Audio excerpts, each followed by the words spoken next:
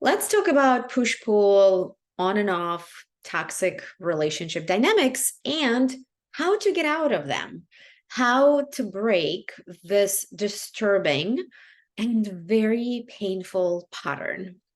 Because the thing about toxic relationships and on and off or twin flame relationships is that we almost like repeating the same loop over and over and over and over again, right? And the $1 million question is how the hell to break it.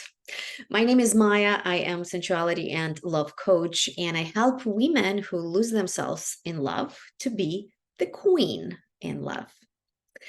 So I work a lot with women who has anxious attachment style, right? And anxious attachment needs reassurance, confirmation, presence, more of connection. And what happens is, right, if you have an anxious attachment, most likely you're going to be attracted and drawn to people who has avoidant attachment, polarity, right? Completely two opposites. And people who has avoidant attachment, they get overwhelmed by love, by intimacy, by closeness. And what they do, they withhold or they retreat, right? And then retreating activates the nervous system, activates the fear for people who has anxious attachment. And it's endless, endless, endless dance. And what's underneath, right, our attachment styles is that somewhere in our early childhood, we learned that love is not safe. And what we do in our adult life, we're trying desperately to rewrite that experience and that story. And really, truly, as challenging and painful those dynamics are, we seeking them because there is a medicine in those dynamics, right? For people who are afraid of intimacy and who gets overwhelmed by love and connection, that's an opportunity to learn to have healthy boundaries and to learn to self-soothe. And for people with anxious attachment style is an opportunity to learn self-agency, self-soothe, and be able to access love within themselves without being defined by the validation outside. So I'm a huge supporter that those dynamics, they are actually your teachers. They are your friends. And if you are finding yourself in one of those dynamics, my advice, stay and ask yourself, what can I learn? What does this mirror of this relationship shows me about myself?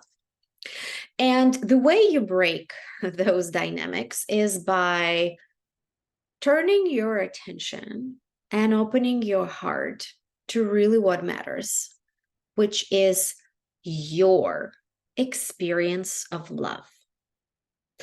Not through the other person, not because of the other person, but how you define love for yourself. What is love? Somebody who's texting you every day? Somebody who takes you out? Somebody who is interested in your life? Somebody who supports you? What is it, right? What are the qualities and why are we looking for those qualities, right? Let's say you have an idea for a project and you need support for your partner in order for you to move forward. What's going to happen if your partner will tell you, oh, that's a stupid idea? Are you going to give up on that idea and dim your fire? Right? And this is where the true gold in those dynamics lives, where we start noticing and become conscious and aware of why do we need the validation or the particular behaviors to find where can we feel good about ourselves or to literally make us feel good about ourselves and our choices.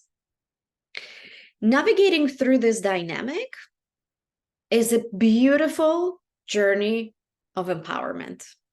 You are 100% able to reclaim the voice of your soul and your heart through loving the other person because most likely they're going to be pretty opposite than you are. Learning to love them unconditionally, because it's easy to learn somebody who's like you. Super easy. Very challenging to love somebody who's different, right? And you're attracted to somebody who is different because you're learning that unconditional love doesn't have any requirements. And then learning to love yourself by not giving up on your dreams, on your desires, on your needs, speaking up, having your voice, creating boundaries, letting people know that, don't cross, right? Because all the people pleasing, all the losing ourselves, all the being super accommodative, all of that's not coming really because that's our choice, right? This is like we've in full consent of that. It's coming from fear, because I want to be loved, because I want to be good, because I want to be nice, because I want to be desired, because I want to be needed. So if I'm not needed, then I'm not existing, I'm not good, right? And those dynamics, they helps us to start peeling those layers and see those gunky stuffs, right, of our inner critics, of conditioning, of how we talk to ourselves, how we're experiencing ourselves. I teach women how to reclaim their safety within themselves, because without your inner safety, all the relationship will always be a turmoil.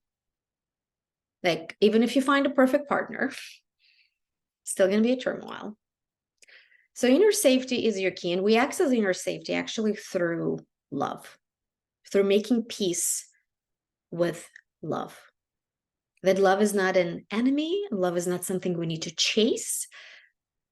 Somebody else's love is not going to define who we are.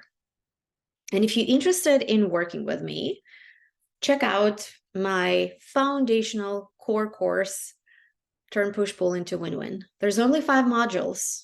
And you're going to learn energetic, mental, and embodiment practices that will help you to create a shift within your relationship with yourself and how you experience love.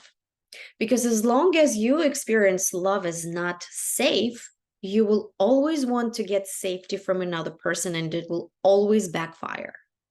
So if you're interested in this work, please take my course, Turn Push Pull into Win-Win. It's a self-study course. All 5 modules are pre-recorded. They're only 45 minutes, and you're going to learn foundational practices that will be your anchor to transform into beautiful, powerful, confident queen that you are in love.